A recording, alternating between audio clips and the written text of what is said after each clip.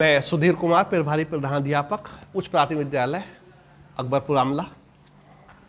नमस्कार। मैं राज्य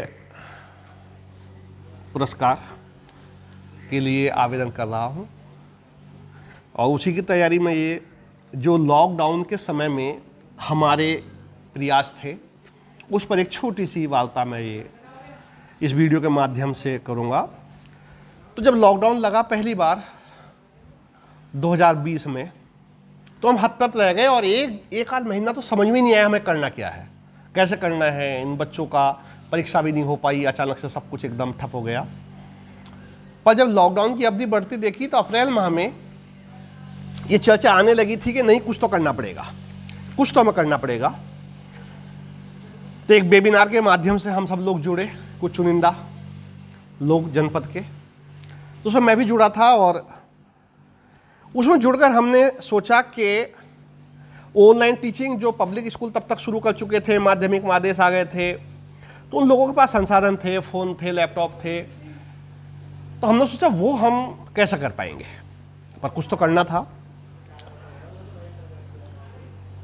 तो 11 अप्रैल 2020 से हमने प्रयास शुरू किया और मुझे गर्व है, मुझे अपने जनपद की जानकारी है क्योंकि हम सब लोग जुड़ा करते थे वेबिनार पर।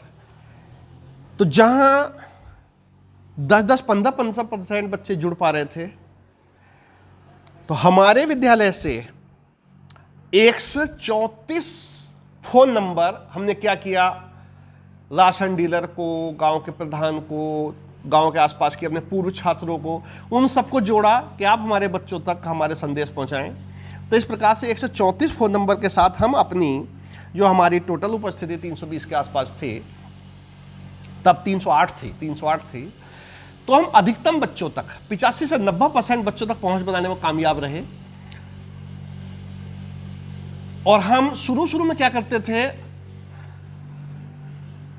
बच्चों को प्रतिदिन क्या पढ़ना चाहिए उन्हें मशवरा दिया करते थे, हमारी उसमें राय शामिल होती थी, कैसे करें क्या करें, ताकि हम बच्चों के टच में रहें। और जिनकी पहुंच स्मार्टफोन तक नहीं थी उनसे हम तब कीपैड वाले फ़ोन पर भी बात किया करते थे, सबको कॉल किया करते थे। पर ये हमारे प्रयास बढ़े और प्रयास हमारे इतने अच्छे तरीके से बढ़े, फिर ई पाठशाला कार्यक्रम शुरू हुए। तो जो हमारा व्हाट्सएप ग्रुप था वो तब हमारे लिए बड़ा लाभकारी सिद्ध हुआ।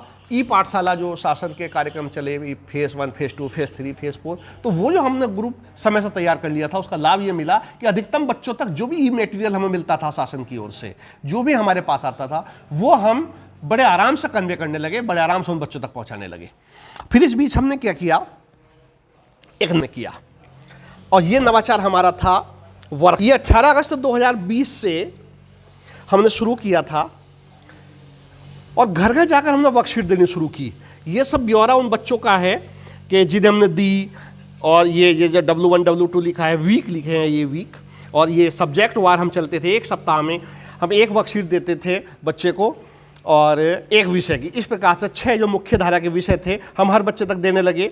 और जिनके सामने एक खाली पड़ा है, ये वो बच्चे थे जिन्होंने ये कहा था कि हमें वर्कशीट नहीं चाहिए, हम ऑनलाइन जो हम सारी सामग्री मिलती है उसे कर लेते हैं। बाकी जो भी ऑनलाइन नहीं कर पाते थे, हमारे तक पहुंच नहीं बन पाती, उन सबको हमने, कुछ बच्चे ऐसे थे पहुंच बन जाती थी लेकिन उसको कर नहीं पाते थे। तो इस तरह की वर्कशीट, ये एक नमूना है, ये 2 सितंबर की एक नमूने के लिए वर्कशीट सामने आई।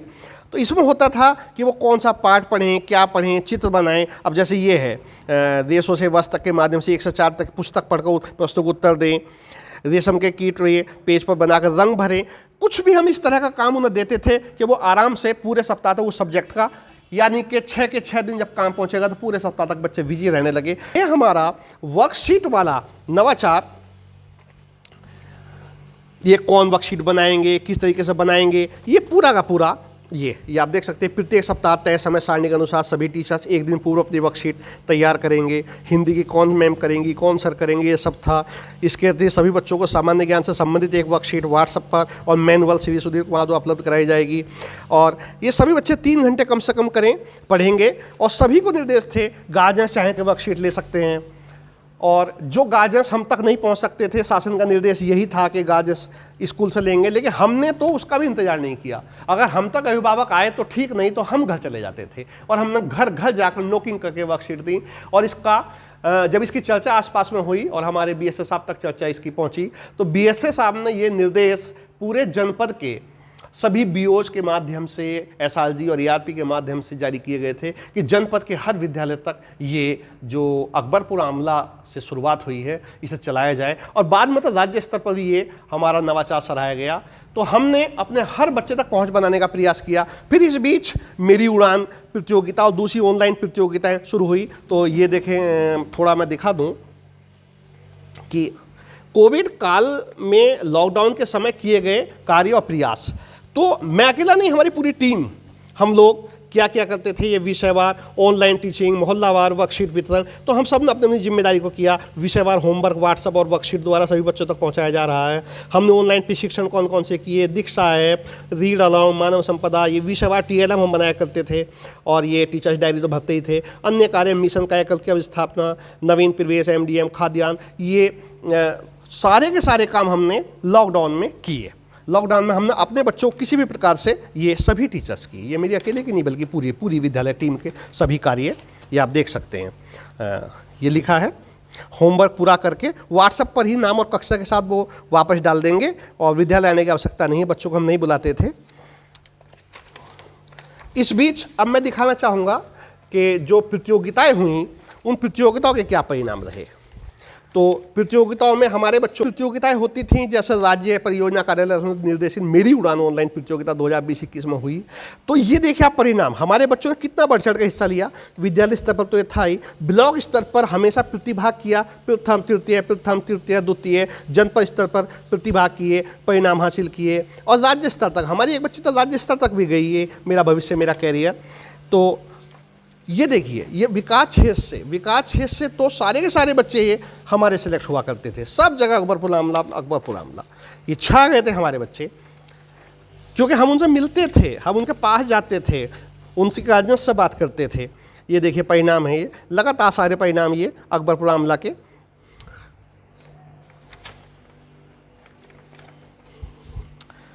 ये ऑनलाइन स्वच्छता प्रतियोगिता हुई, तो जो 4 बच्चे चुने गए ये हमारे। इसके अलावा एक इसी बीच कोविड काल में जनवरी और फरवरी माह 2021 में सड़क सुरक्षा माह के अंतर्गत एक ऑनलाइन परीक्षा हुई थी, प्रतियोगिता हुई थी। उसमें क्विज और विज्ञान, निबंध, पेंटिंग, उसमें 3 चीज़ थी, निबंध, पेंटिंग और क्विज। और उसका विषय था यातायात सुरक्षा, यानी कि ट्रैफिक सेंस। उसमें हमारे बच्चों ने बढ़ चढ़ कर प्रतिभाग किया और मुझे बताते हुए गर्व है इस बात का कि जो जनपद स्तर पर आरटीओ के माध्यम से परिणाम जारी हुए, तो पूरे जिले के चयनित 24 बच्चों में 16 बच्चे हमारे junior high school Akbarpur Amla से चुने गए थे। और जो इनाम राशि शासन से 21,000 रुपये आई थी, तो 11,500 रुपये के चेक हमारे बच्चों के खाते में आए थे। इस प्रकार से हमने लॉकडाउन के समय भी अपने बच्चों से दूरी नहीं बनाई। प्रेरणा साथी चुने गए, प्रेरणा साथियों ने अपनी कक्षाएं चलाई, बाकायदे कक्षाएं चला करती थी।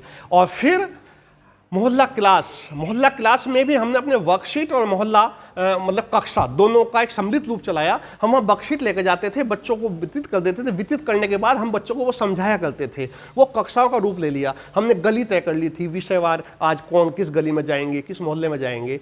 तो 90% से ज़्यादा बच्चों तक पहुँच हमारी इस बीच बनी रही। इसी के साथ साथ जितने भी ई पाठशाला के, चाहे वो दूरदर्शन पर हो, हमारा प्रयास था ज़्यादातर बच्चों तक पहुँचे। रीड अलाउंग ऐप हो, दीक्षा ऐप पर तो हम लोग वैसे भी टीचिंग में भी इसका प्रयोग करते थे। आओ सुने कहानी, ये नंबर हमारे हर बच्चों को मौखिक याद हो गया था।